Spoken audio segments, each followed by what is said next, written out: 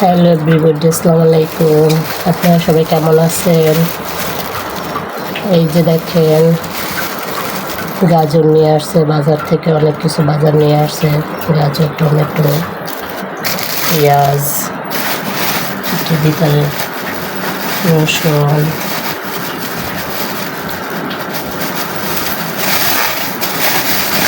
এই যে আমরা নিয়ে আসছে বড় বড় আমরাগুলো, অনেক ভালো হয়েছে। দেখেন, জর্জারিতে এগুলো খেতে মুখে রুচি আনে। এই যে মুরগি নিয়ে আসছে, পেঁপে নিয়ে আসছে দুইটা বড় বড়। এই যে কচুরমুখী, কচুর ছড়া, এই যে কচুরমুখী, কচুর ছড়া, আনারস নিয়ে আসছে। তারপরে এটা ভিতরে নিয়ে আসছে।